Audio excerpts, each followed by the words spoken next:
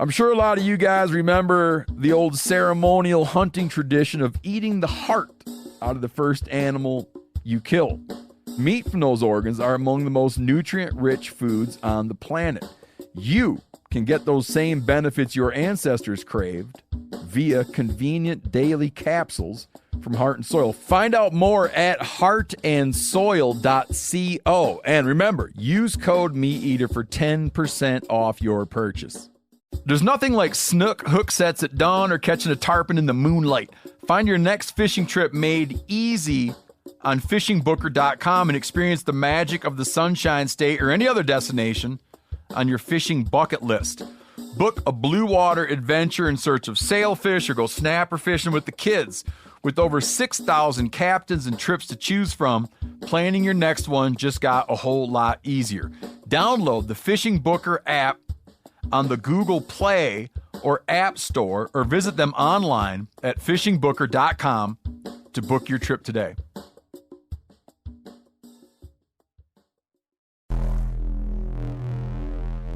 Welcome to the Wired to Hunt podcast, your home for deer hunting news, stories, and strategies.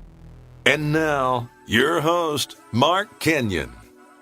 Welcome to the Wired to Hunt podcast. I'm your host, Mark Kenyon, and this is episode number 318, and we are back for another Rut Fresh Radio episode in which we are getting the latest intel from across the country on the progress of the rut, current deer activity, and how you as a hunter can have success right now.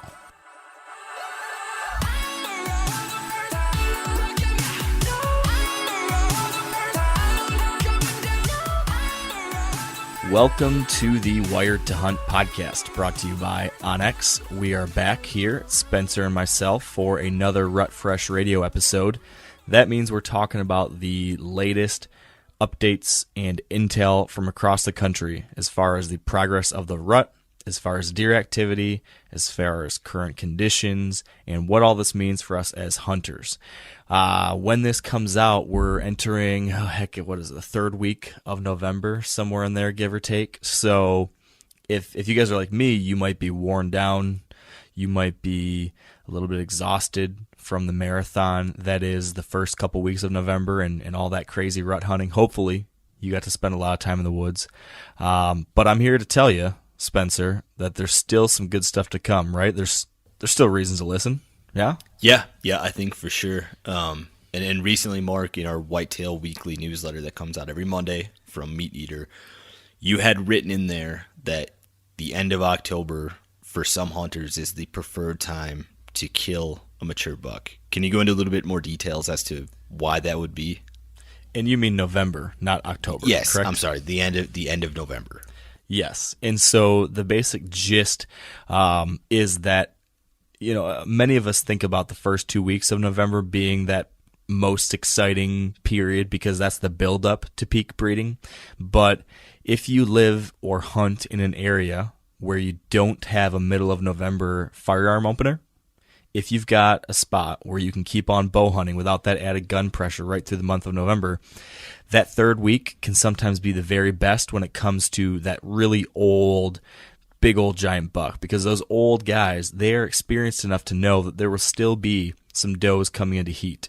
So I've heard from folks, I remember reading from Don Higgins talking about this a while back, and a number of other people too that hunt in some states like that right around Thanksgiving, give or take, is a dynamite time. And I remember thinking this to myself maybe 7-8 years ago. I was hunting down in Ohio, and they don't have that gun season until December.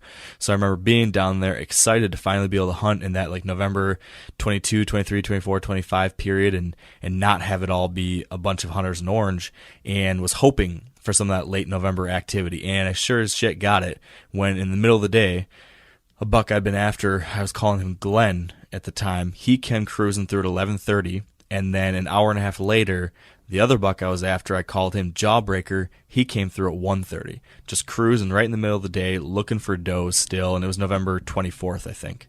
And that's something that you hear from, time and time again from guys that are pretty experienced and stick it out. It's something you can count on. So I don't get that luxury in Michigan. Our firearm season opened on the 15th, and everything kind of goes out the window after that. Not to say you can't still have success, but it's just different behavior. But if you're able to keep going, if you have the time, if you can kind of summon the energy to keep after it, good things can happen.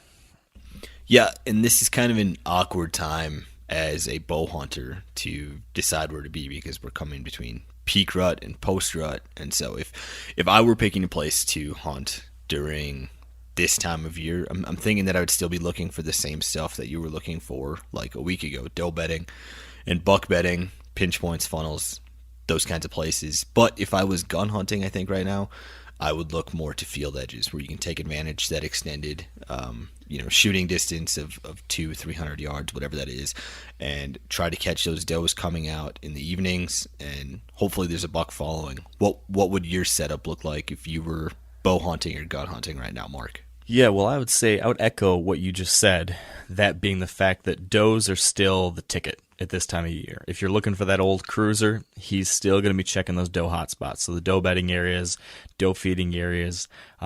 So plant yourself right there. I would tell you, though, if you hunt in a state with heavy gun hunting pressure, and if you're in an area where there's a lot of other hunters around you, you're probably going to see a change in behavior as far as how deer relate to openings in fields. Because, if you're in Michigan and 600 or 700,000 hunters have just been blasting at you for the last 3 days, you might be avoiding a wide open field. You might now want to stick to the cover. That's not always the case. If there's pockets of pressure or pockets of unpressured land, those deer can still behave normally. But if you know that your ground has just been pounded, you might want to start thinking about that security cover. Try to find those escape zones, those little sanctuaries where bucks are going to get away from all the other hunters. It's a very different approach than targeting your typical rut areas, but that is one thing you can do, is take advantage of that gun hunting pressure, because you know that they pushed them out of all the normal spots. Find that safe zone where they escape to, and if you can slip in there undetected, you might be able to catch a buck that thinks he's got it all figured out, but unbeknownst to him, he'll be there. So that's one other thing to think about. Yeah, and this is like a tough time of year to stay optimistic if you still have a tag and you're still bow hunting. But I think you said a lot of things there that made sense, Mark, and I think that listeners will get a lot of good intel from the people that we talked to this week as well. I want to hear who those people are, but before we do, can I give you a special hot piece of intel? Absolutely. This is, no one gets, well, I guess if people follow me on social media, they'll know this beforehand. But for podcast listeners, you're going to get an update before anywhere else about some news related to my hunts. I got a sighting of Tran last night. He made it through the opening weekend of gun hunting season. So the buck I've been after all year is still alive. And on that property I can hunt, they just started picking the corn last night too. So the standing corn's coming down. My target buck is still alive. And I'm going out there right now to try to get a shot at him. So I've got a very, you spoke about how it's hard to have optimism sometimes. Well, I just got a huge boost of optimism, because when you get that corn coming down, there's nothing that's going to pull deer in like that. It's in a little secluded spot, and man, I all of a sudden feel really good about my chances at this buck again. And are you carrying a gun with you?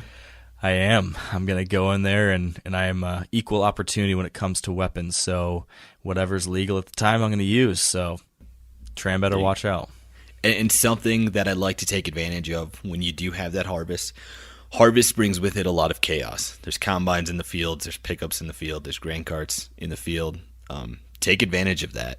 And if you have a gun tag, or if you want to hang another tree stand, like drive an ATV into the field with tree stands on it and set that up, or drive your pickup into the field and drop your ground blind off there and set up a ground blind.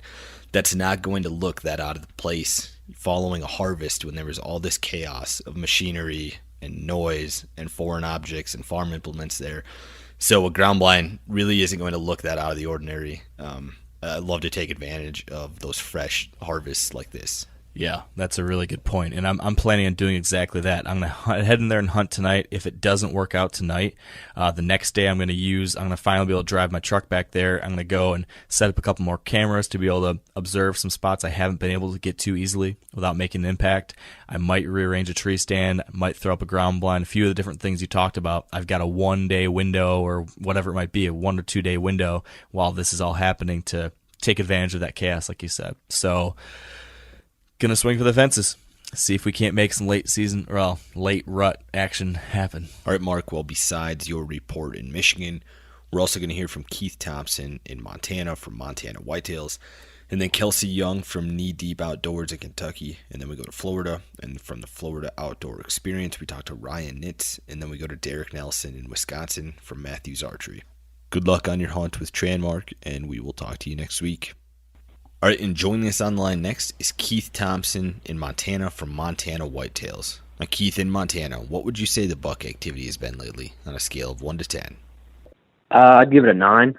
It's really popped off here the last few days, surprisingly, because it's been getting into the mid-50s during the day, but it hasn't seemed to slow it down at all. Definitely bucks on their feet cruising for sure, so it's a good sign for us coming for the next 2 weeks of the season. So what phase of the rut would you say that most of Montana is in for whitetails? Definitely here where we're at in southwest Montana, they're definitely seeking. I've been glassing some fields here the last 3 or 4 nights, and there has not been a single doe in the field that has not got harassed by every single buck that came through. I mean, it's the time to be in the woods around here, that's for sure. What kind of fields are you glassing? Main food source out here is going to be alfalfa fields. There's, it's basically the only food there is around here. You got some browse, but that's kind of weak this year. So the alfalfa fields have just been getting hammered, and it's just it's been a doe frenzy. So the bucks have been really keying in on that. Would anything change for you with the food sources if we got some snow in that area, or would it stay the same? It'll basically stay the same. Like I said, there's really not much else for them here. So as long as we don't get a super hard iced over snow here, we can we'll still target pretty much the same fields. If we're in that seeking and chasing phase in Montana, then are you seeing some midday movement right now? Yeah, definitely. I had a bow hunter this week kill one at 11:30. Buck was by himself, said his nose was in the ground the whole time. He walked right to the base of the tree. Hunting some western open country like that, how do your setups change with gun hunters versus bow hunters during this phase of the rut? Obviously, the gun's a little bit easier. We with our bow hunters, we target the river bottoms. We'll hunt a lot of neck down points where the river might bend and it pinches them down to, maybe a 40 to 60 wide yard gap. Compared to, like you said, with the rifle, we can cover a lot more ground, and there's different fingers that branch off some of the creeks that I'll generally walk with the gun hunter, and we'll kind of do some spot and stalk for the whitetails for that. Are your hunters seeing any fresh sign in camp? Definitely, yeah. I had one of my hunters came in. He hunted the stand yesterday, and I took him in this morning. He hunted it all day today. Here at dinner, we were talking about. He said that there was 2 new scrapes in there within 40 yards of the tree that definitely weren't there yesterday. So, are you concerned with the moon phase at all when you're hunting whitetails in Montana? I mean, everybody has their own theory, but basically at this time of the year, and I think if you can get some decent weather and just be in the woods, I think it's going to happen eventually for you. So where are you running your trail cameras right now? I have all of them set up on scrapes still. They're super active. I just went and pulled 2 cards tonight, and I had 3 new bucks show up that I haven't had all year long. And I mean, the deer have been pretty much homebodies all season, and these are 3 new ones. This is the first I've got new deer in probably a month. So that's encouraging to see. If we got quite a bit of snow, you'd expect that to drive some elk out of the mountains and change up where they're hanging out. If we got quite a bit of snow, would that change anything for the whitetails, though, or do you think they'd still be doing the same stuff? I think it'll probably stay the same. Like, they're kind of isolated to the river bottom here where we're at. So I know it would definitely help, though, if we got some, because it's going to push some of them deer out sooner into the alfalfa fields. It'll be a little bit easier to target them that way, I think. Going forward then in this next week or so, What do you think that buck activity is going to be on a scale of 1 to 10 in Montana? I would have to say I hope it goes up. I mean, it's been so productive with mid 50-degree temperatures. If we can get it down in the 20s and 30s, I think it's really going to be good. I mean, I'd go 9.5 to 10. I would have to hope, anyways. All right, Keith. Well, good luck to your hunters in camp. Thanks for joining me. Thank you. All right, and joining us on the line next is Kelsey Young in Kentucky from Knee Deep Outdoors. Now, Kelsey, in Kentucky, what would you say the buck activity has been lately on a scale of 1 to 10? Honestly, in the past couple of days, it's heated up quite a bit. So for big bucks, I'd probably say it's about really close to 9 or even maybe a 10. We've had a very odd year with the heat and weather, so it's thrown the rut back for really probably a week or two.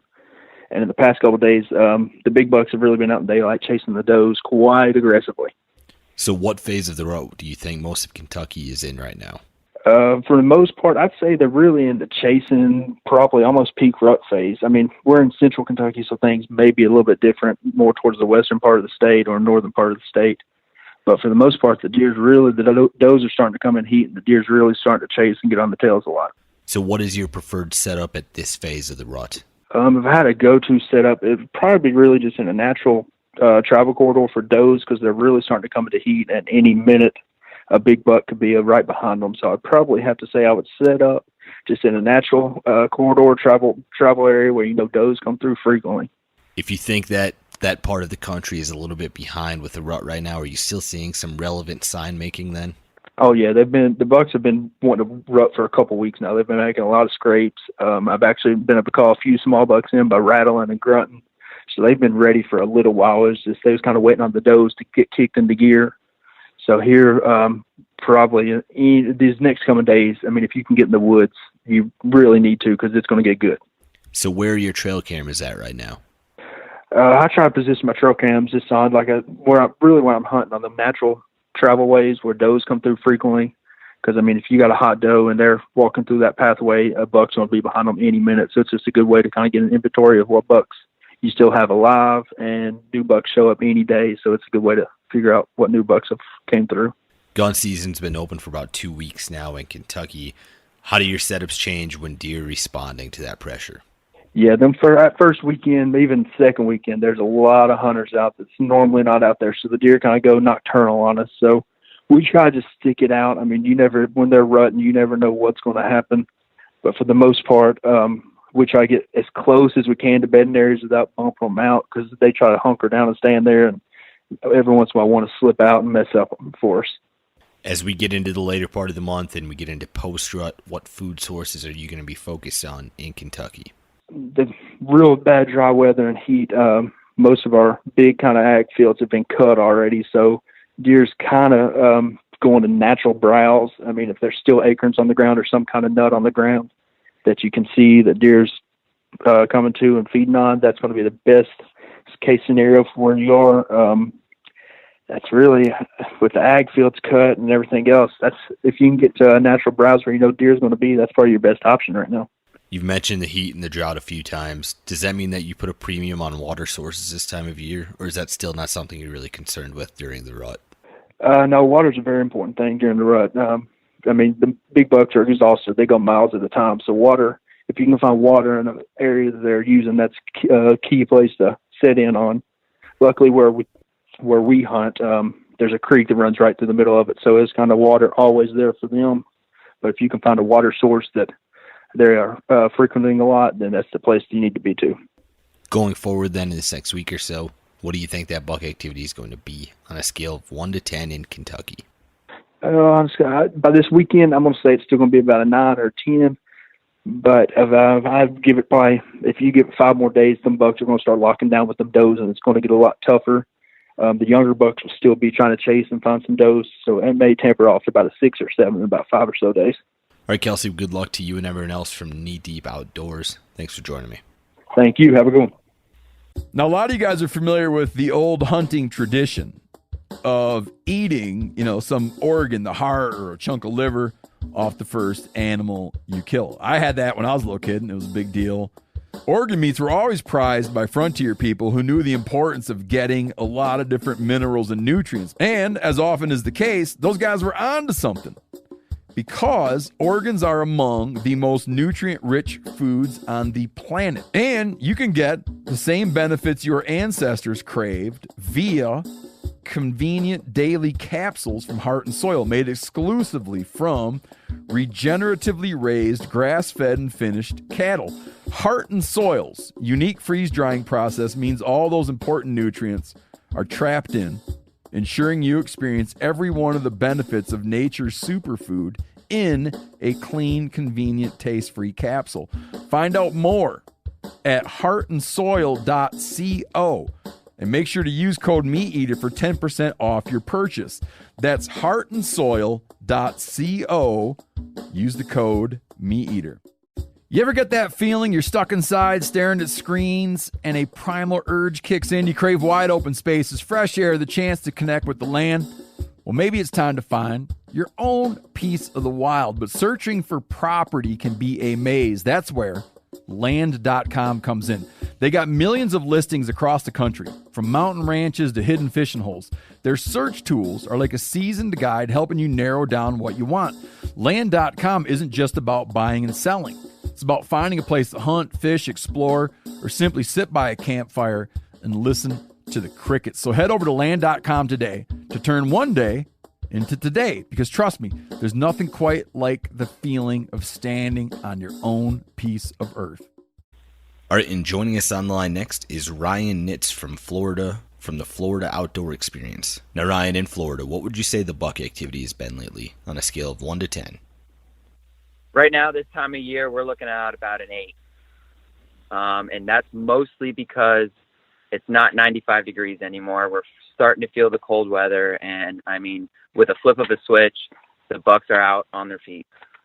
What phase of the rut would you say that different parts of Florida are in right now? Well, I'll start in the bottom where I am, South Florida, and that's typically, I would say, Orlando and south. As far as the rut goes, I would say the main part of it is over. That part is usually the beginning of bow season in September. That's when we see our really good rut here. And like I would tell everybody, that the Florida should be broken up into 2 parts.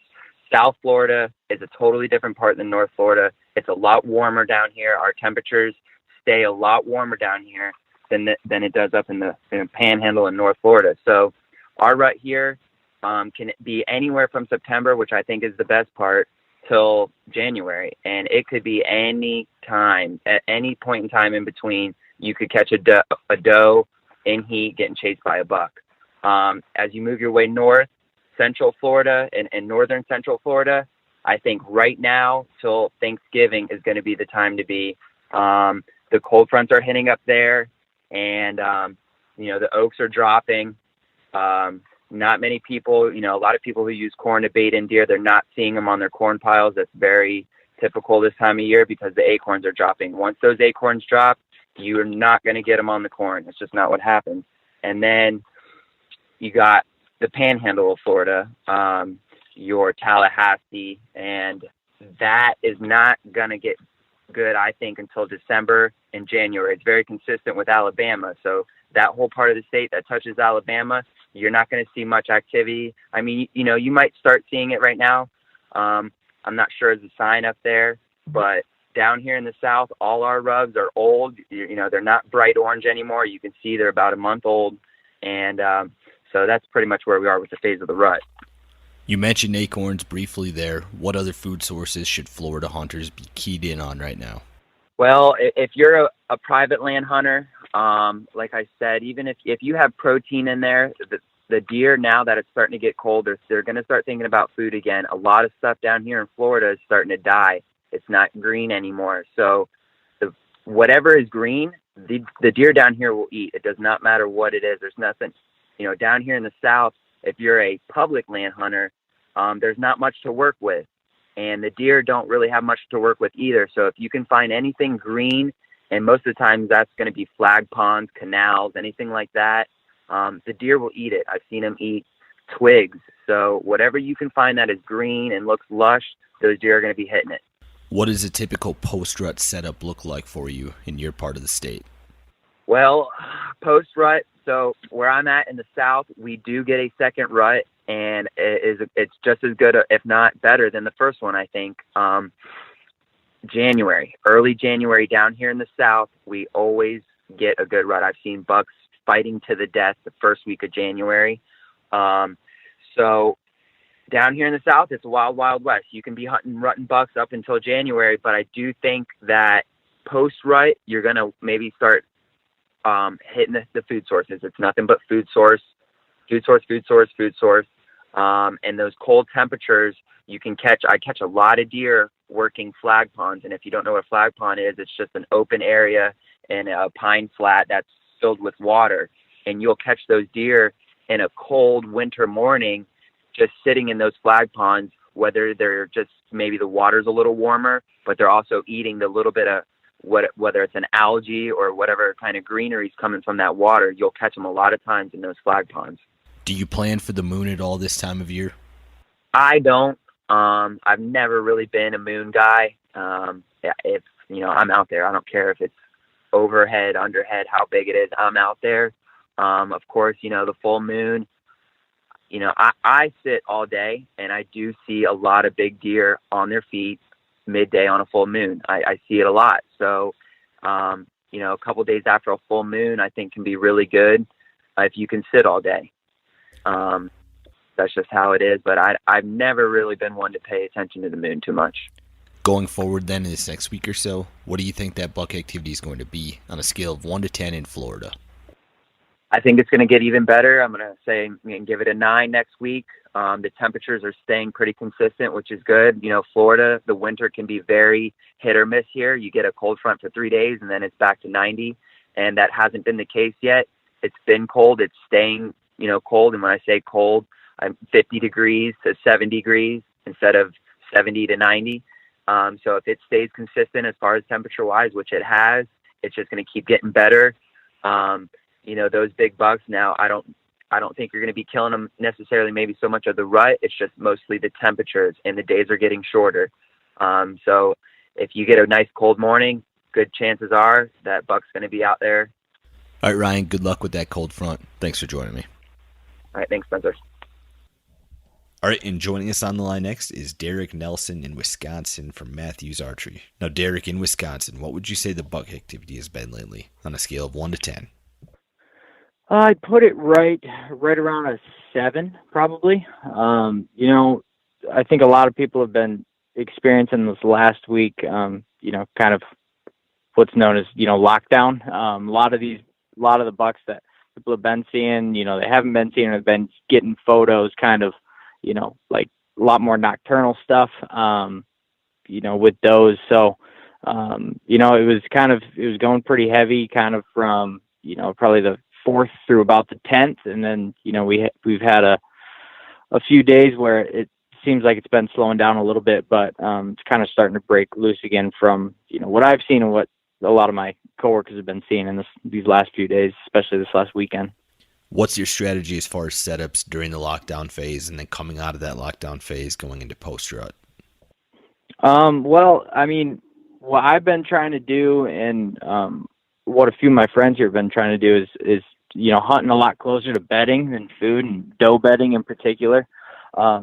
It's something, I've been hunting a lot of public up here. And, when you don't really have, unpressured food sources to hunt, you kind of got to figure out where deer bedding and try to get as close as you can safely to those. And, so if you can get in where, traditionally there's been a lot of doe bedding, there's been a lot of buck activity on, at the edges of that. And that's been, turning up decent results for a lot of people recently. So, are you still seeing any sign making in Wisconsin? So on my pieces, I haven't been. It's actually funny. I'm sitting in the truck right now. We're on our way back.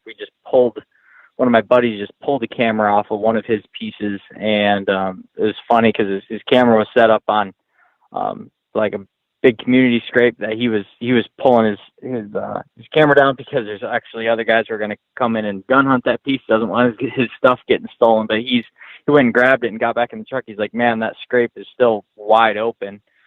Which I had a few cameras on scrapes on a couple of my pieces, and they'd kind of they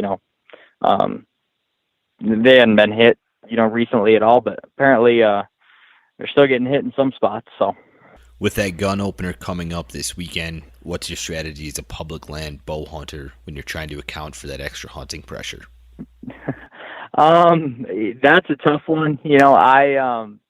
I've hunted on public during the gun opener a couple times and thought, you know what, I'm just going to get as deep as I can and try to hit some overlook spots. And I haven't had a ton of luck with getting away from people. There's more hunters in the woods, this weekend than like anywhere else in the country ever. So it can be a little tricky. I'm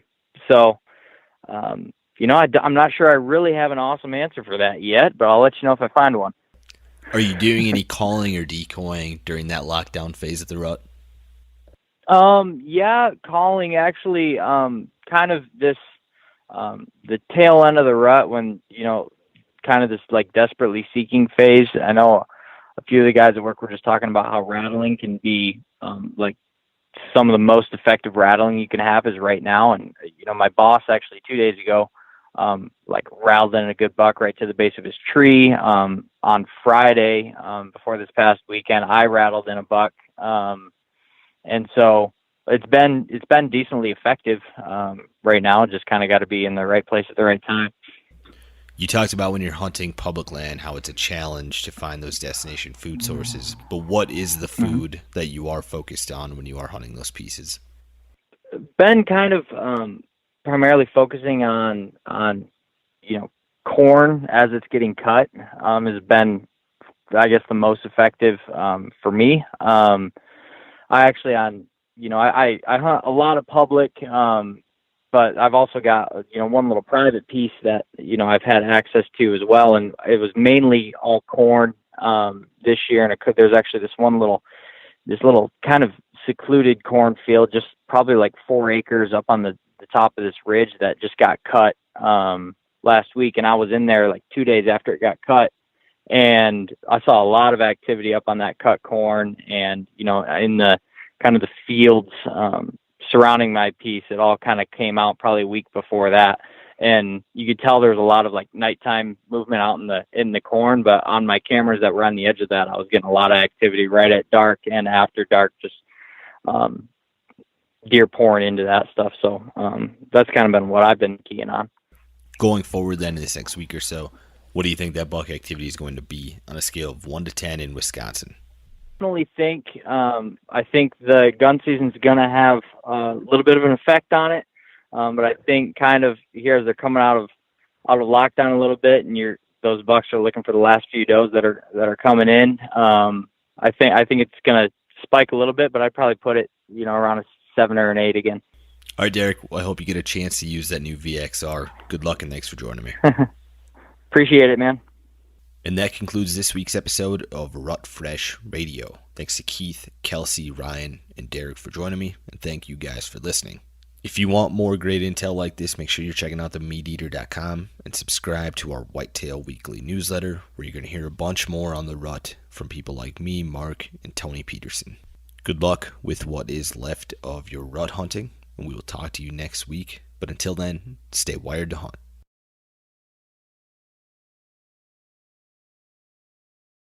I'm sure a lot of you guys remember the old ceremonial hunting tradition of eating the heart out of the first animal you kill. Meat from those organs are among the most nutrient-rich foods on the planet. You can get those same benefits your ancestors craved via convenient daily capsules from Heart and Soil. Find out more at heartandsoil.co. And remember, use code MeatEater for 10% off your purchase. As you know, the Meat Eater live tour is on April 23rd through May 5th. Chances are in a town near you. What you may not know is you can win tickets to each of these events just by going to a backcountry hunters and anglers pint night. There's going to be a pint night in each of these towns: San Diego, Salt Lake City, Tempe, Anaheim, Boise, Sacramento, Missoula, Portland, Tacoma, where you can compete in Meat Eater trivia and win not only tickets to the show, but a chance to be on stage with all of us. So get your butt to a pint night, and we'll see you on stage.